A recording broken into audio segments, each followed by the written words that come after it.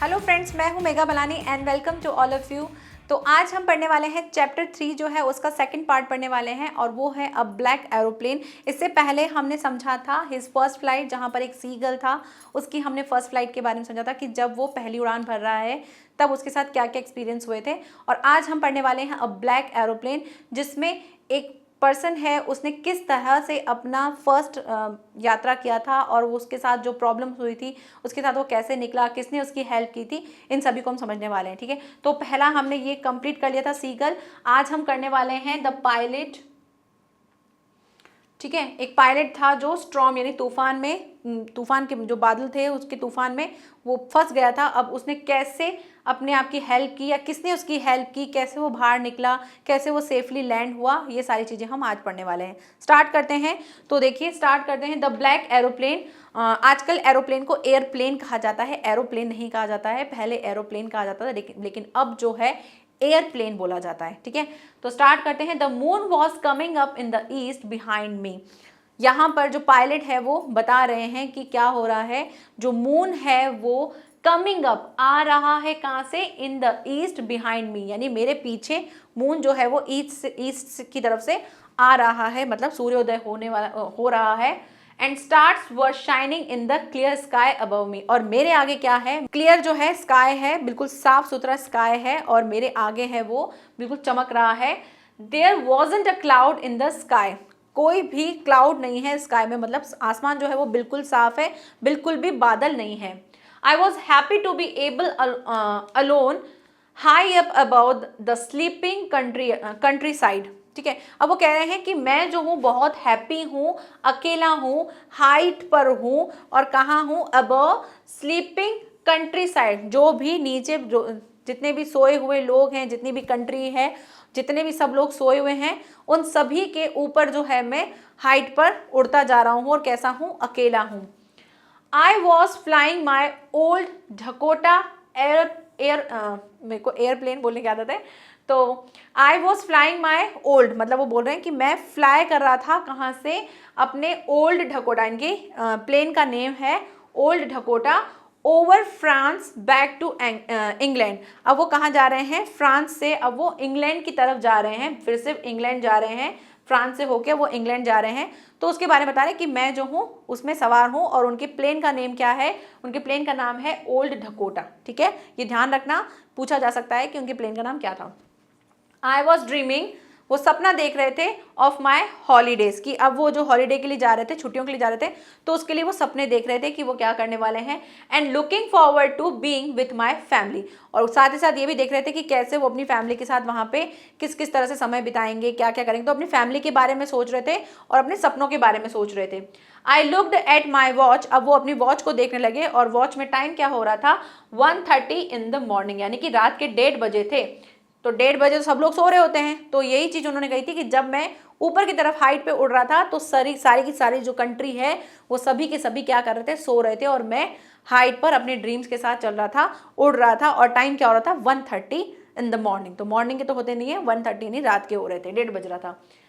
I should call Paris control soon, और मैंने सोचा कि अब मुझे पेरिस कंट्रोल रूम को कॉल कर देना चाहिए, ऐसा उसने सोचा, आई थॉट। ठीक है, as I looked down past the nose of aeroplane, I saw the light of a big city in front of me. अब उन्होंने देखा, जब लुक डाउन किया past the nose of the aeroplane, aeroplane की जो knows है उसके past की तरफ जब उन्होंने देखा, पीछे की तरफ देखा, I saw light of a big city in front of me, तो मैंने क्या देखा कि जो जैसे वो चल रहे थे तो उनकी प्लेन की यहाँ पर क्या होगा, उसकी नोज यानी कि उसके पॉइंट पे उन्होंने देखा कि उनको लाइट दिख रही थी, कहाँ से, कि big city in front of मी, कि मेरे आगे जो है एक बिग सिटी आने वाली, तो उसकी मुझे लाइट दिख रही थी। I switched on the radio and said Paris control room Dakota DS 088।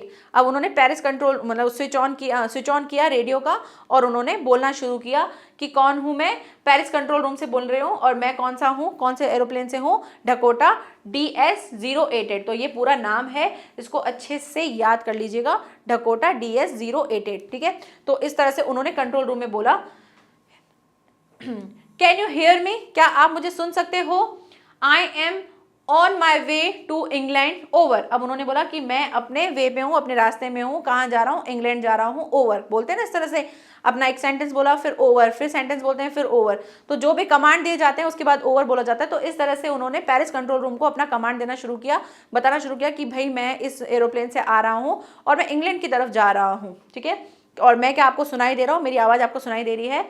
तो वहां से आता है the voice from the radio answered me immediately, और इमीडिएटली जल्दी ही वहां से भी आंसर आ जाता है रेडियो पे। क्या आता है, DS088, वहां से भी आवाज आ जाता है। आई कैन हियर यू, वो कहते हैं कि यस हम आपको सुन सकते हैं। You ought to turn 12 degree west now DS088 over. जब हम प्लेन में बैठते हैं तो जो पायलट होते हैं उनको डायरेक्शन दिए जाते हैं कि अब आपको यहाँ टर्न करना है, अब आपको यहाँ टर्न करना है, तो कंट्रोल रूम के साथ कनेक्ट रहते हैं जिस तरफ वो जा रहे हैं। तो अब उनको बताया जा रहा था कि डायरेक्शन दिया जा रहा था कि अब कहाँ जाना है, तो अब उनको डायरेक्शन मिला था कि अब आपको कहाँ जाना है, टर्न करना है 12 डिग्री वेस्ट साइड पे, ठीक है। तो अब उनको ये कमांड मिल गया था और उन्होंने इस तरह से कमांड देते हुए कहा DS088 ओवर, मतलब जिस प्लेन को बोल रहे हैं, क्योंकि पायलट का नाम हमने लिया, उन्होंने बोला जिस एरोप्लेन की बात हो रही थी उस एरोप्लेन का उन्होंने नाम बोला और इस तरह से उन्होंने कमांड दिया कि आपको 12 डिग्री जो है उस वेस्ट की तरफ आपको टर्न करना है, ठीक है। अब उनको ये कमांड मिल चुके थे तो अब इस चीज को वो फॉलो कर रहे थे। I check the map and the compass switched over to my second and last fuel tank and turn the Dakota 12 degree waste towards England। अब उन्होंने चेक किया अपना मैप, क्योंकि जो सामने से डायरेक्शन जो कमांड आ रहे थे सामने से उन्हीं को उन्होंने भी अपने मैप में चेक किया। कंपास मीन्स क्या होता है, जो दिशा सूचक यंत्र होता है उसको बोला जाता है, जहां वो डायरेक्शन बताते हैं उसको हम कंपास कहते हैं, ठीक है, दिशा सूचक यंत्र, ठीक है। तो वो उन्होंने अपना मैप देखा और जो डायरेक्शन के लिए जो बताता है कंपास, उनको उसने चेक किया और वहां से उसे पता चला कि भाई अब उन्होंने लास्ट देखा था कि उनके पास जो टैंक है वो लास्ट बचा है, फ्यूल टैंक है, कौन सा वाला, over to my second and last fuel tank. अब उनके पास सिर्फ एक सेकेंड और लास्ट फ्यूल टैंक था, वो ही बचा था, उसी में उनका फ्यूल बचा था। फ्यूल मीन्स ईंधन होता है, ठीक है, ईंधन। Turn the Dakota 12 degree west towards England. अब उन्होंने वो टर्न ले लिया जो उनको कमांड मिला था। I will be in time for breakfast I thought. अब उन्होंने सोचा कि मैं टाइम पर, ब्रेकफास्ट के टाइम पे मैं आराम से पहुंच जाऊंगा। A good big English breakfast, जो कौन सा होगा, एक बहुत ही अच्छा इंग्लिश ब्रेकफास्ट होगा। वो इस तरह से सोचने लगे कि जब मैं पहुंच जाऊंगा, टाइम से पहुंच जाऊंगा, क्योंकि मेरे पास फ्यूल सब उसने चेक कर लिया कि हाँ भाई हो जाएगा, और इस तरह से उन्होंने सोचा कि मैं टाइम पे, ब्रेकफास्ट के टाइम पे आराम से पहुंच जाऊंगा। Everything was the going well, it was an easy flight. सब कुछ बहुत अच्छा जा रहा था और लग रहा था कि बहुत ही आरामदायक वाली फ्लाइट है, इजीली मैं पहुंच जाऊंगा, सब कुछ अच्छा लग रहा था। Paris was about 150 kilometre behind me when I saw the cloud। Paris जो था 150 किलोमीटर जो था बिहाइंड था, पीछे था, when I saw the clouds, जब उसने क्लाउड्स को देखा। अब जो प्लेन चल रहा था तो उन्होंने पीछे देखा और उन्होंने कहा कि 150 किलोमीटर में पीछे छोड़ आया हूँ पेरिस को, जहां उसके सिर्फ पीछे क्या दिख रहे थे, अब उन्हें सिर्फ क्लाउड्स दिख रहे थे, ठीक है। स्टॉर्म क्लाउड्स, क्लाउड तूफान वाला, तूफान से भरा हुआ बादल था, वो उन्हें दिखने लगा। और वो क्या थे, दे वर ह्यूज, बहुत ज्यादा मात्रा में थे। ह्यूज मतलब होता है बहुत ज्यादा मात्रा में थे।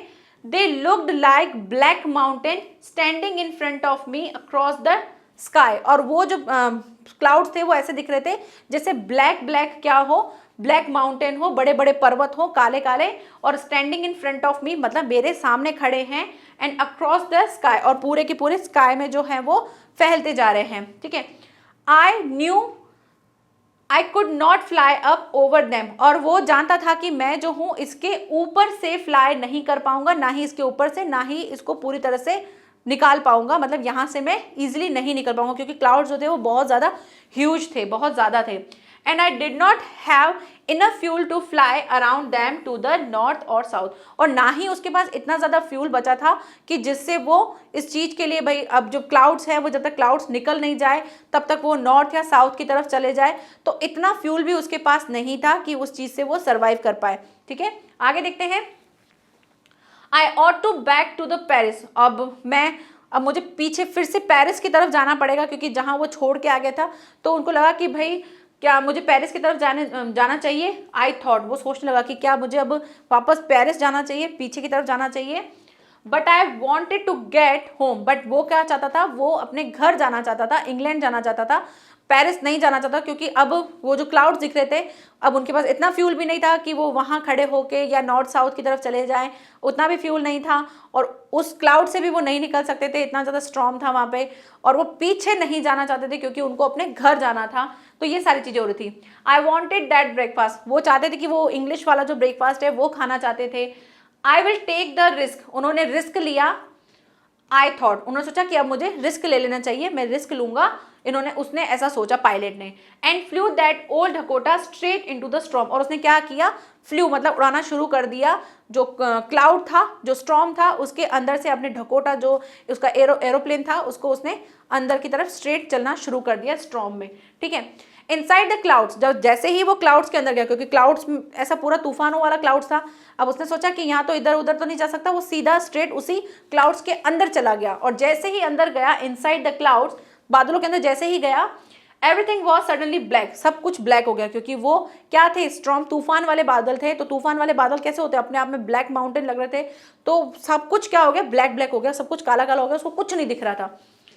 It was impossible to see anything outside the aeroplane, कुछ भी देखना नामुमकिन था एरोप्लेन के आउटसाइड, मतलब बाहर की तरफ कुछ भी देखना नामुमकिन था, क्योंकि चारों तरफ क्या हो गया था, अंधेरा ही अंधेरा हो गया था। The old aeroplane jumped and twist in the air, अब ये पुराना जो एरोप्लेन था ये जंप कर रहा था, इधर उधर हिलने डुलने लग गया, जंप करने लग गया।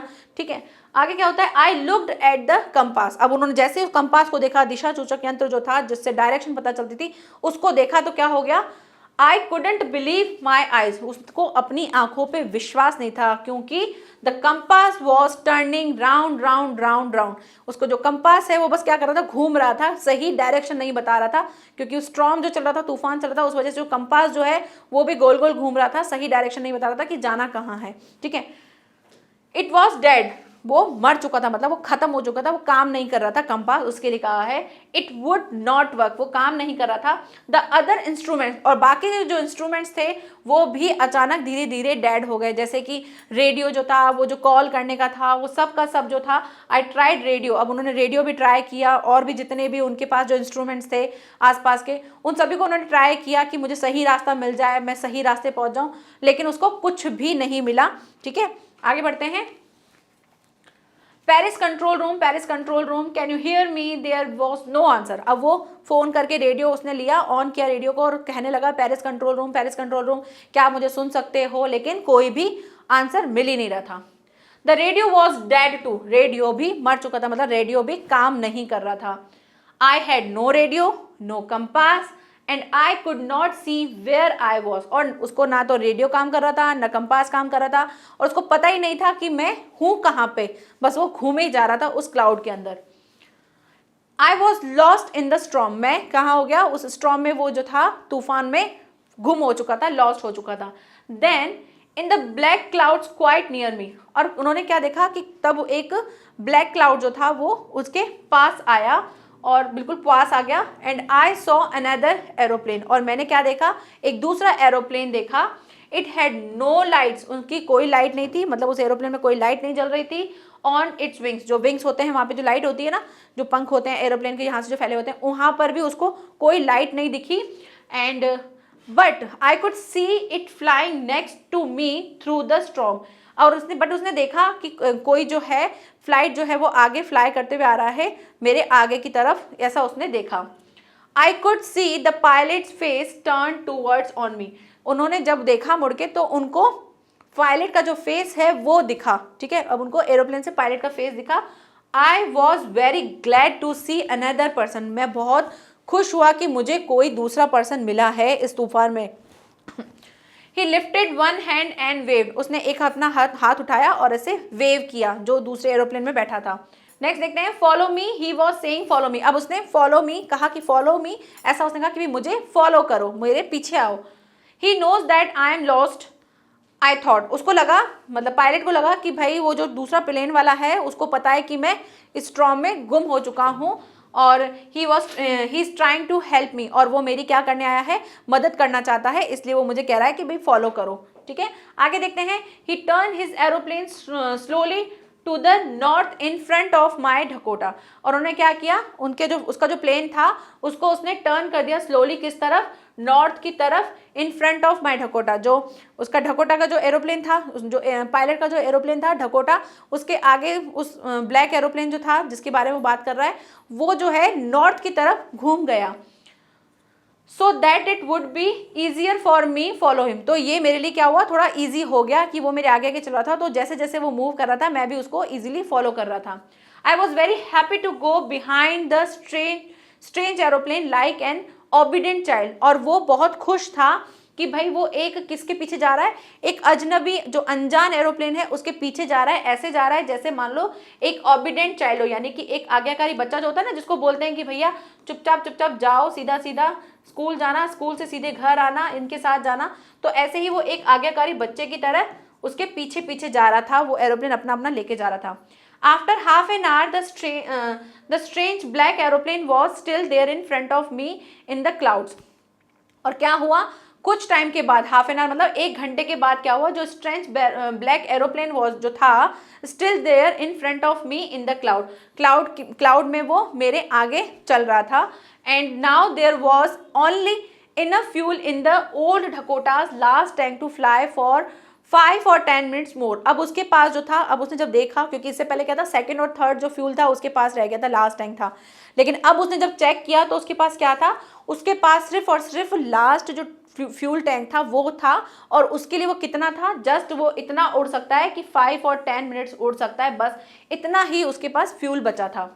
आई was starting to feel frightened again. वो फिर से डरने लग गया कि अब भाई फ्यूल खत्म होने वाला है, अब क्या करूंगा, यहाँ तक तो चलो प्लेन के साथ तो आ गया, लेकिन आगे फ्यूल नहीं तो उसको कैसे कंप्लीट करूंगा।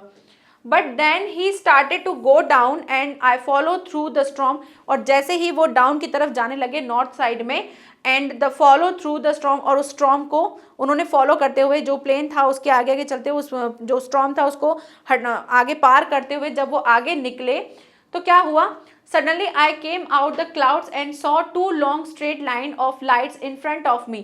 तो उन्होंने अचानक क्या देखा कि वो कहाँ आ गए, केम आउट, बाहर आ गए, कहाँ पे, क्लाउड के बाहर आ गए, जो बादल थे स्ट्रॉम वाले उससे वो बाहर आ गए। और उसको क्या दिखा, saw 2 long straight light, 2 straight light दिखी उसको, एंड इन फ्रंट ऑफ मी, उसके आगे। It was a runway. अब उसको रनवे मिल गया, यानी जहाँ पर प्लेन रुकना स्टार्ट होते हैं वो उसको स्पेस मिल गया, वो दिख गया जगह कि हाँ भाई अब जो है मैं क्लाउड से बाहर आ गया हूँ और मुझे वो रनवे दिख गया। एन एयरपोर्ट, जो एयरपोर्ट पे होता है, तो अब उसको ये दिख गया कि भाई एयरपोर्ट आ गया, अब मैं लैंड कर सकता हूँ इजीली, कोई टेंशन नहीं है। आई वॉज सेफ, उसको था कि अब मैं सेफ हूँ। I turn to look for my friend in the black aeroplane. अब उन्होंने पीछे मुड़ के देखा कि भाई वो ब्लैक एरोप्लेन वाला जो मेरा फ्रेंड है उसको उन्होंने मुड़ के देखा। But the sky was empty, लेकिन स्काई जो था, आसमान जो था वो पूरा का पूरा खाली था। And there was nothing there, और वहाँ पे कोई कुछ भी नहीं था। The black aeroplane was gone, जो काला एरोप्लेन है उसको उसने नाम दिया ब्लैक एरोप्लेन, वो जा चुका था। And I could not see it anywhere, और मैं उसे अब कहीं भी नहीं देख पा रहा था। ठीक है, I landed and was not sorry to walk away from the old Dakota near the control tower. अब उसने लैंड किया एंड वॉज नॉट सॉरी, वो नहीं था sorry, to walk away from, walk करते हुए कहाँ पर, from the old Dakota near the control room. Near the मतलब कंट्रोल रूम के आगे उसने जो अपना जो प्लेन है ढकोटा जो है उसको लैंड किया था, और वो वहाँ से चला गया, बजाय किसी को कुछ बोले, सॉरी बोले, वो वहाँ से निकल गया। और कहाँ गया, I went and asked a woman in the control centre where I was and who the other pilot was. अब वो उस जो कंट्रोल रूम के बाहर जो बैठी थी लेडी, उसके पास गया, जो कंट्रोल सेंटर जिसको संभालती है, जो सारी चीज़ें देखती है, तो उनके पास गया और उसने कहने लगा कि भाई जो I was and who there the pilot was, उसने पूछा कि वो कौन पायलट था जो आया था। तो उसने कहा आई वॉन्टेड टू से, उन्होंने कहा थैंक यू, कि मैं उसको क्या कहना चाहता हूँ, थैंक यू कहना चाहता हूँ, जिसने मेरी हेल्प की थी, जो पायलट जिसने मेरी हेल्प की थी उस दूसरे एरोप्लेन में, वो कौन था, मुझे उसको थैंक यू कहना है। She looked at me very strangely, उसने बहुत ही स्ट्रेंजली, बहुत अलग तरीके से उसे देखा कि क्या बोल रहा है, ये क्या कह रहा है कि कोई पायलट था, आया था। एंड देन लाउड, और वो हंसने लग गई। पहले तो स्ट्रेंज से उसको देखा, फिर उसके ऊपर हंसने लगी कि क्या बातें कर रहा है, मतलब उन्हें भी समझ में नहीं आया ये बोल क्या रहा है। अनदर एरोप्लेन अब देयर इन दिस स्टॉर्म, वो कह रहा है कि दूसरा एरोप्लेन, और वो भी इस स्टॉर्म में, इस तूफान में दूसरा एरोप्लेन। तो उसने कहा no other aeroplanes were flying tonight, कोई भी जो दूसरा एरोप्लेन है कोई भी उड़ नहीं रहा था, सिर्फ और सिर्फ your was the only one I could C on the radar, मैंने सिर्फ और सिर्फ आपका जो एरोप्लेन है वही मेरे रेडार में दिख रहा था, बाकी कोई भी जो एरोप्लेन है वो नहीं था, और इस तूफान में कोई दूसरा एरोप्लेन, ऐसा हो ही नहीं सकता। इस तरह से वो उसके ऊपर हंसने लगी। So who helped me to arrive there safely without a compass or a radio or without any more fuel in my tank? तो उसने कहा कि फिर वो कौन था जिसने मेरी हेल्प की यहाँ तक मुझे सेफली पहुँचाने में, ना ही जो विदाउट किसके बिना, मेरे कंपास के बिना, दिशा सूचक यंत्र के बिना, बिना किसी रेडियो के, बिना किसी सहायता के, विदाउट एनी और फ्यूल जो है जो टैंक में चाहिए था उतना भी मेरे पास फ्यूल नहीं था। इन सब चीज़ों से निकालते हुए मुझे किसने यहाँ तक पहुँचाया, ऐसा कौन था फिर वो? Who was the pilot on the strange black aeroplane? तो उस ब्लैक एरोप्लेन में वो जो अजनबी जो पायलट था वो कौन था? अब उसके अंदर ये क्वेश्चन आने लग गए। Flying in the storm without lights, जो फ्लाइंग कर रहा था बिना लाइट के एक स्टॉर्म में, एक तूफान में, ये ऐसा कौन था? तो ये उसके मन में एक प्रश्न रह गया जो यही रह गया, और वो एक उसके लिए मिस्ट्री बन गया कि ये ब्लैक एरोप्लेन था क्या जिसको जिसने उसकी हेल्प की। लेकिन ऐसा जब उसको पता चला कि ऐसा कोई एरोप्लेन था ही नहीं, तो उसके अंदर ही थोड़ी सी मिस्ट्री रह गई कि भाई वो था क्या। तो ये स्टोरी यहीं फिनिश हो जाती है, जिसमें हमको बहुत सारे क्वेश्चन आ जाते हैं कि भाई वो ब्लैक एरोप्लेन क्या था, वो कौन था, ये सारी चीज़ें यहीं पे ही फिनिश हो गई। ये चैप्टर यहीं कंप्लीट होता है, क्योंकि यहाँ पे इसके आगे नहीं बताया, सिर्फ उसके लिए क्या था, ये एक ब्लैक एरोप्लेन था जिसने उसको एक इशारा दिया था। अब वो खुद की हिम्मत थी उसकी, या ऐसा तो क्योंकि सच में कुछ था ही नहीं, अगर ऐसा होता तो उनकी रडार में होता। कोई भी एरोप्लेन जो है बिना लाइट के, बिना किसी चीज़ के दूसरे की हेल्प कैसे कर सकता है? तो ये सारी चीज़ें या तो उसकी खुद की हिम्मत होगी, उसी से वो बाहर निकल के आया होगा, या खुद का उसका सोच होगा, इस तरह से कुछ होगा। लेकिन ये चैप्टर में ऐसा कुछ भी नहीं गिवन है, ठीक है। तो स्टार्ट करते हैं क्वेश्चन आंसर। तो हमारा फर्स्ट क्वेश्चन जो है वो क्या दे रखा है, I will take the risk, what is the risk, why does the narrator take it. उसने भाई उससे पूछ रहे हैं कि बताओ भाई वो रिस्क क्या थी। वो रिस्क थी कि उसको स्टॉर्म से जो है अपना प्लेन निकालना था, ये उसके लिए रिस्क थी, और उसने ये रिस्क लिया। किसने? पायलट ने।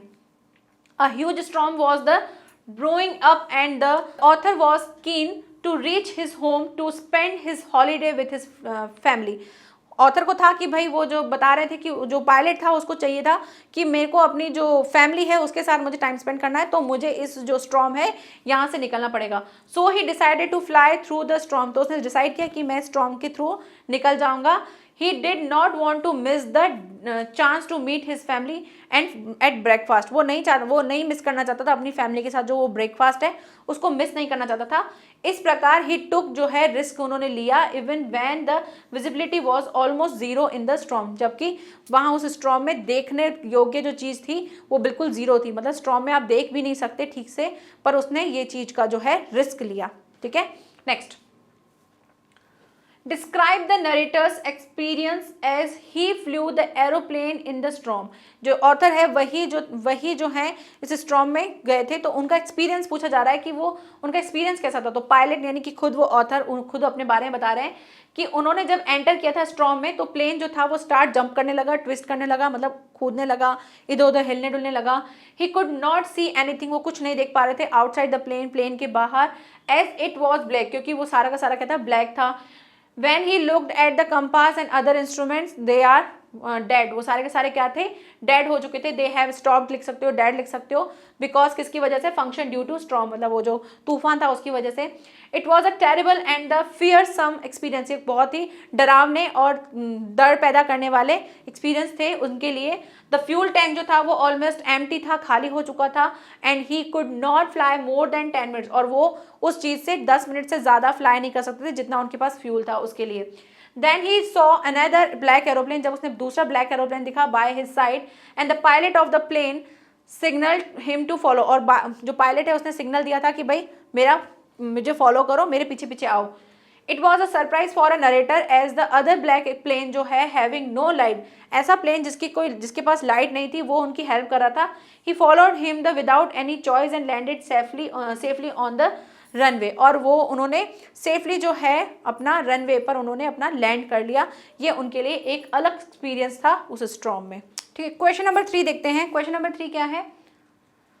क्वेश्चन नंबर 3 देखो, what made the woman in the control centre look at the narrator strangely, जो कंट्रोल रूम के वहाँ जो वुमेन थी उन्होंने उन्हें बहुत स्ट्रेंजली लुक से क्यों देखा, क्योंकि उनके लिए सारी चीज़ें ऐसे अलग लग रही थी कि वो क्या बोल रहे हैं कि ब्लैक एरोप्लेन में एक पायलट आया था, उनके पास कोई लाइट नहीं थी, उसने मेरी हेल्प की थी, मुझे उसे थैंक यू कहना है। तो वो सारी चीज़ें वो स्ट्रेंजली उसे देख रही थी कि बोल क्या रहे हैं ये पायलट।